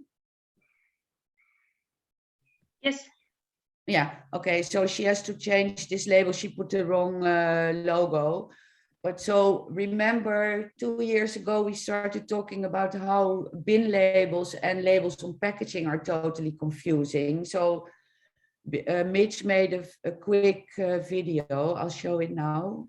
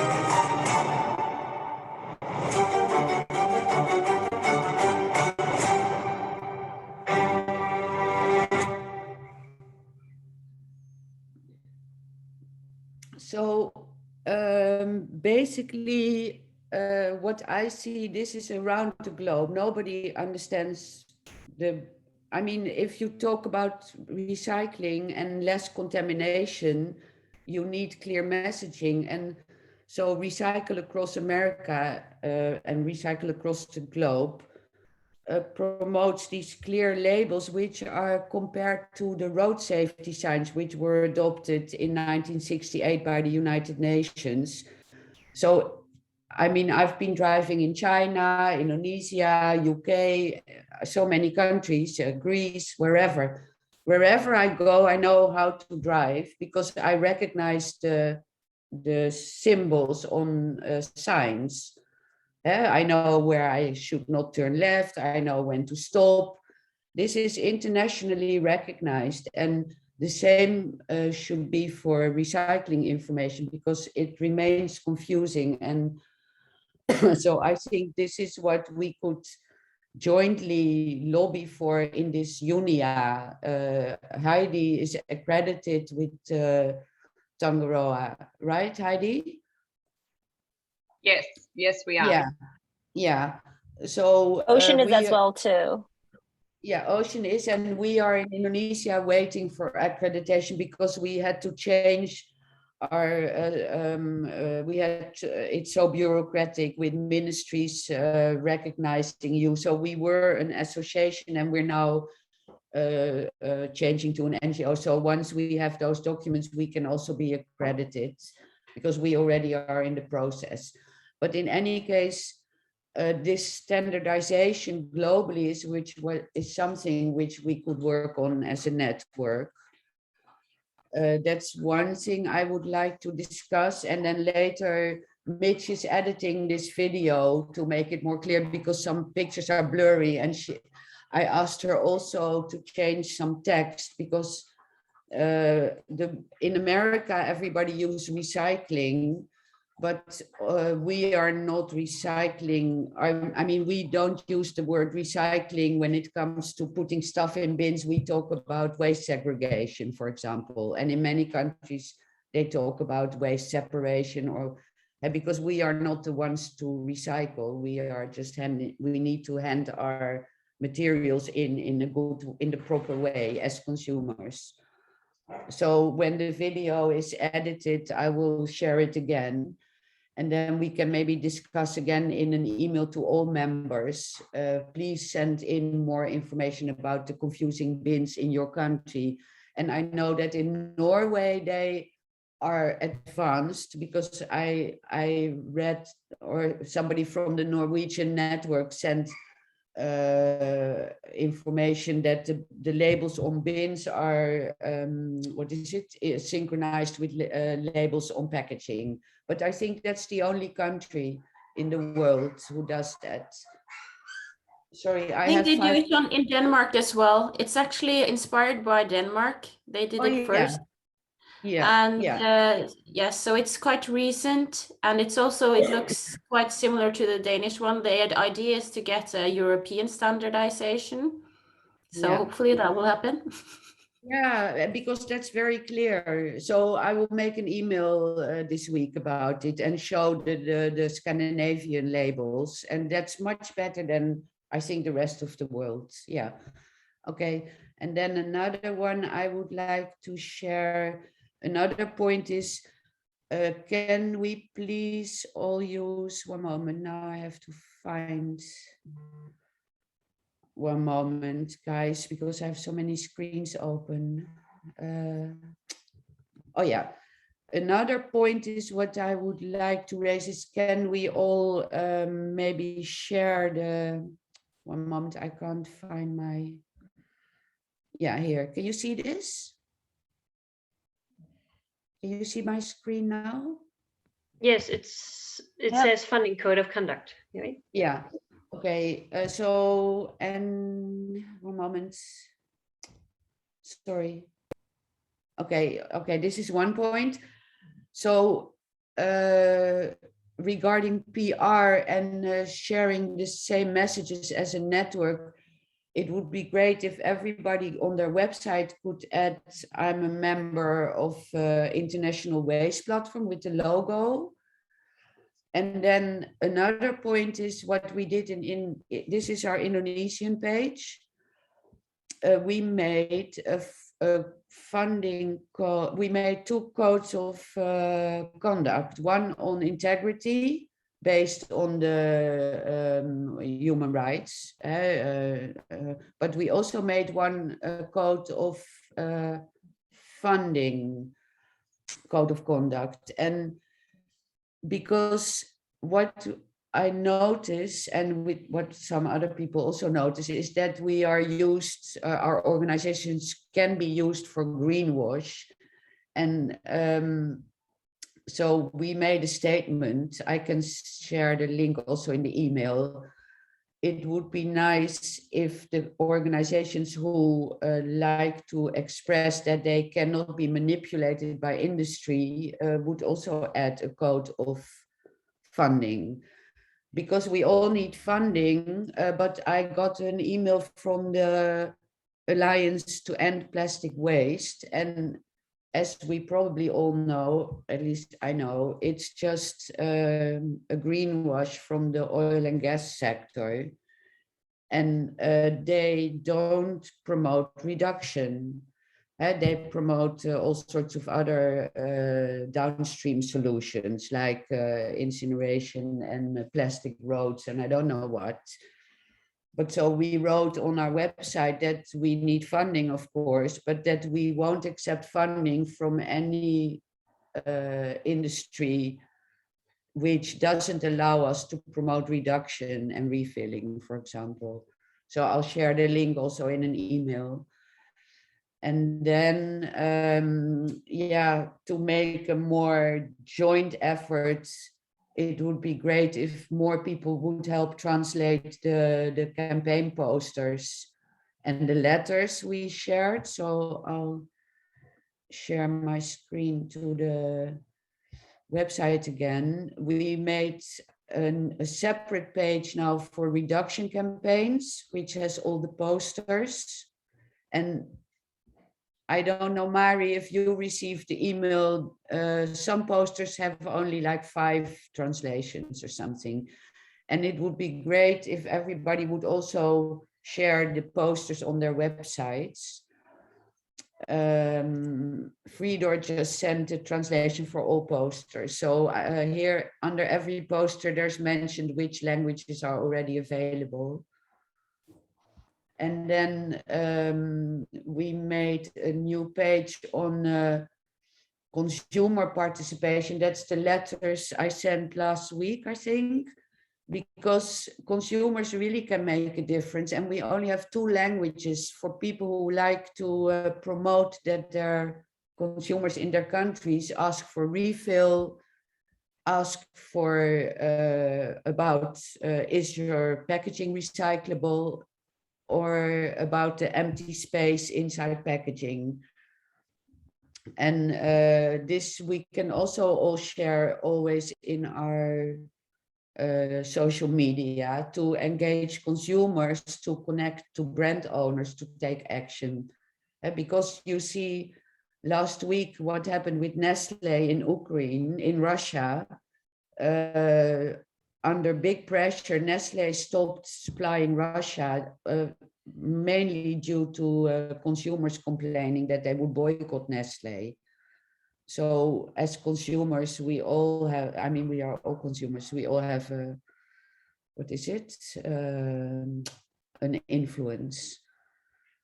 So I hope we get more translations for these letters. They're really short to translate. And then we made a page on citizen science. I just added Heidi's information, so maybe you could all have a look there. So here there's a skepticism still about citizen science in the scientific world. So I wrote something about the importance of citizen science connecting to universities, of course, to interpret the data. But yeah, and then I also shared some examples from Korea and Indonesia with Semay, Taiwan, Australia. I just added here your your publication, Heidi. Europe, several citizen science programs, and Russia, and two global programs. So if anybody has more information on citizen science from your country, please also mail it and I can add it here. Yeah, that's it, I think, for my part. But I think it's really good if we could, what is it? Be a little bit more, have a little bit more synergy in what we publish as a network. So refer to put a hashtag International Waste Platform, or share the posters, or in any case, put the information on your own websites. That's it, I think, from my side. One moment, this one I Thank you, Nina. Yeah, this one I showed. Yeah, so I think we can maybe make an email, Heidi, about what we can do, and ask the members what we should focus on besides joint, or for which joint actions we could, and what is mutual enforcing actions. Yeah.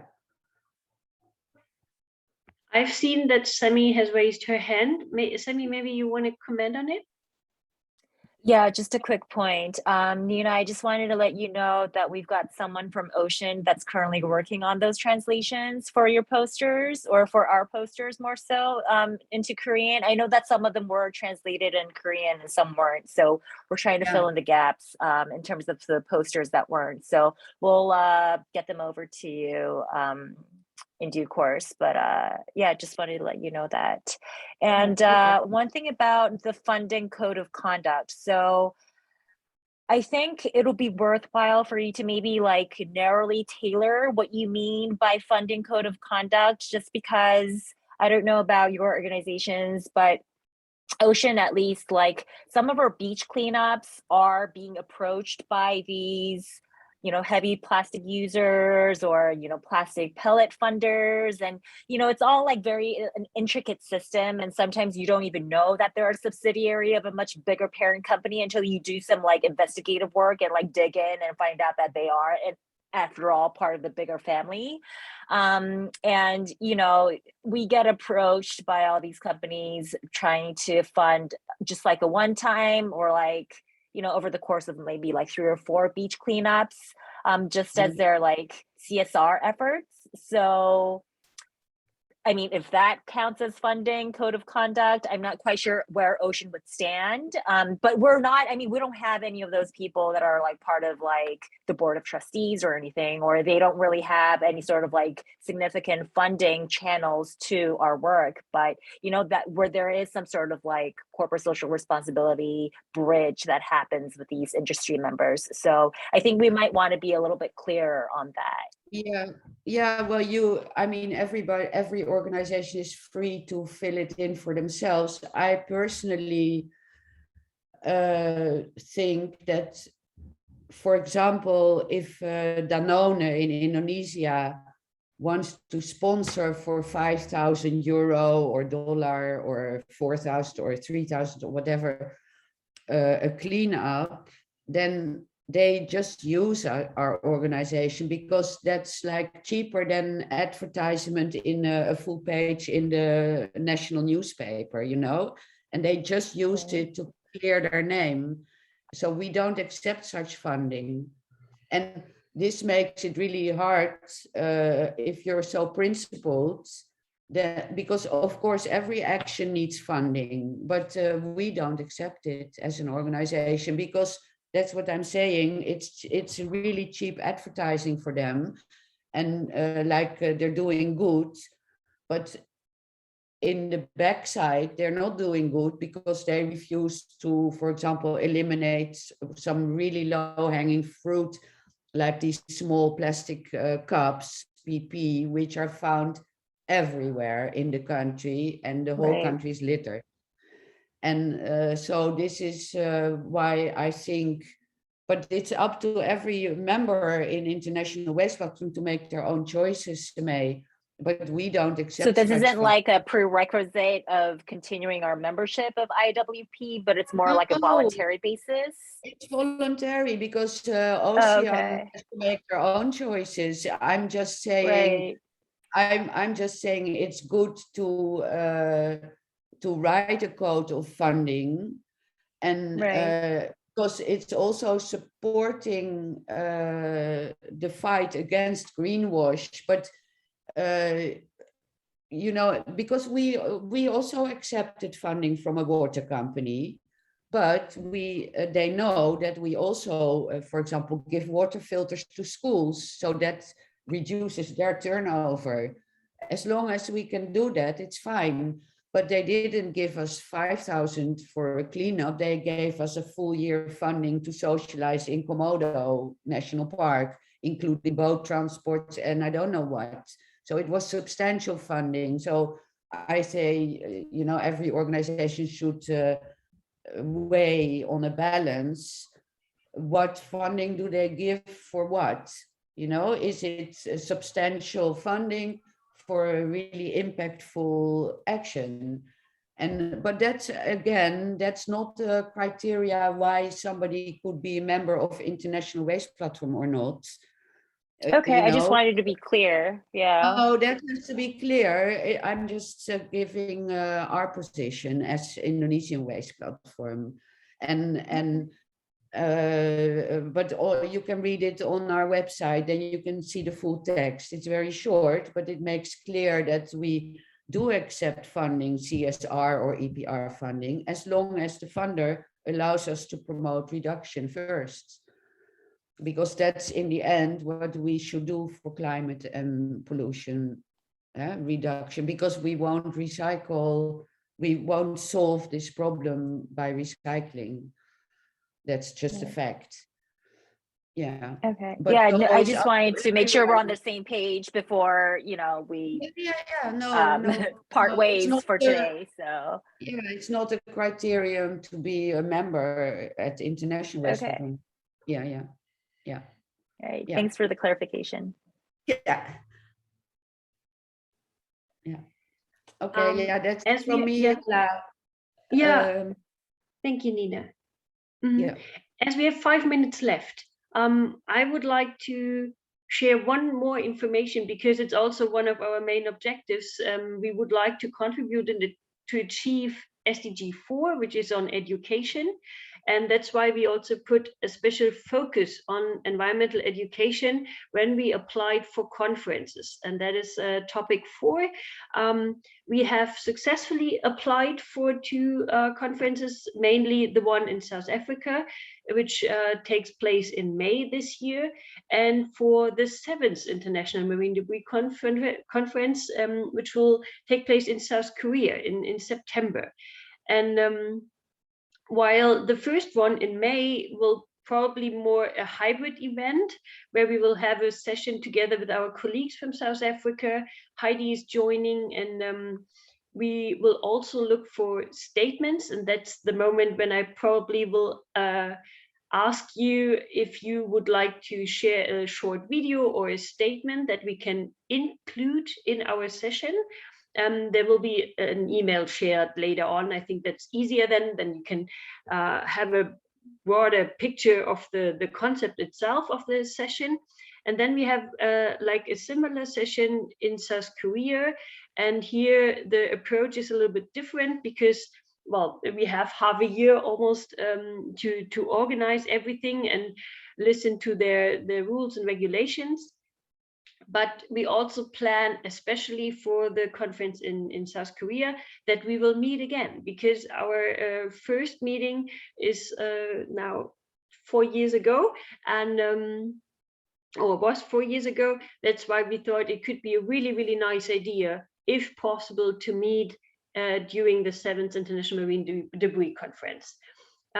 So if you would like to meet us there, especially our ocean colleagues that might be there anyhow, I really appreciate if you could give me a short, just write me a short message and let me know. I would really like to organize a meeting for us in South Korea.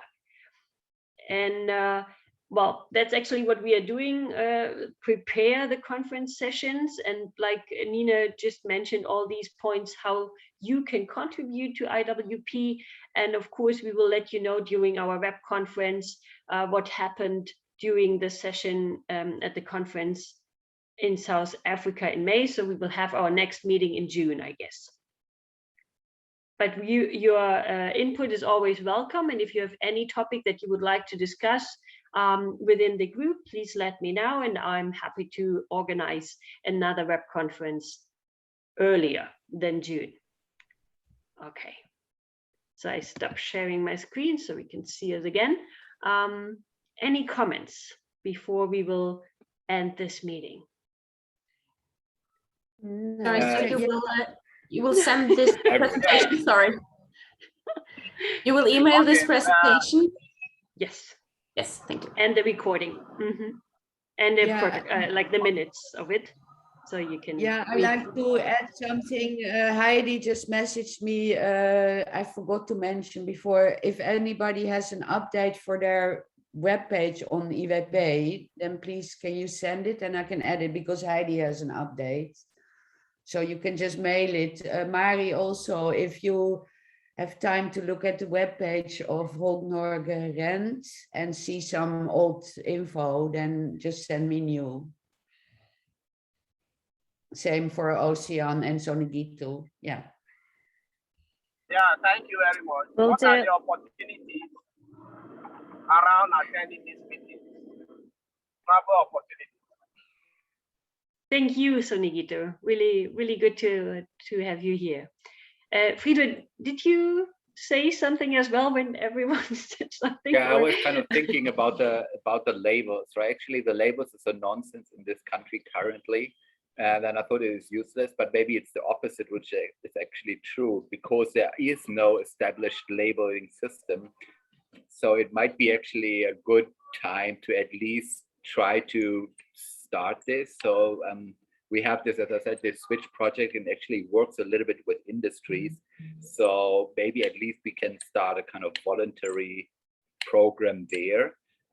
Do we have already like a labeling?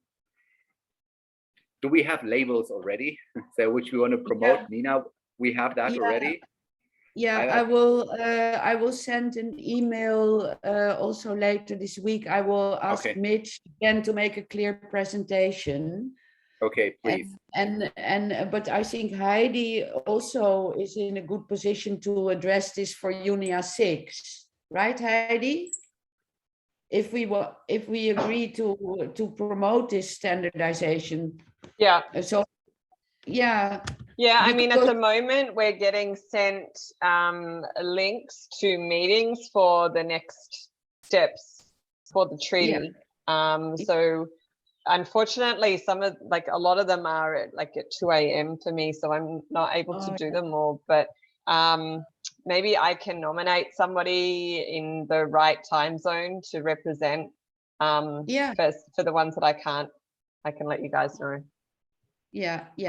And I think we should still discuss again, because Sonigito is also walking against the wall, about getting legal status for the network, because we can always go through Heidi, but if Sonigito has problems for actions, then I think we should still look into that. But I don't know how to get it funded, because the same for the website, I paid it now myself again for a year and nobody pays for it, you know. It was 180 euro, so I paid from my own savings, but that's just silly. Yeah. I mean, Nina, I'm more than happy to kick in. I guess it's an understanding of how we can do that. Yeah, we have to find a way to even get some small funding, you know, because it's ridiculous that I have to pay it for my own money, you know. And that's for going to a notary to get us registered. It's not so much, but it's still maybe 200 euro or 250 euro. So we have to find some small funds. to get us legalized. Yeah. Okay, we'll think about it again. Yeah, I think I will stop the recording now. And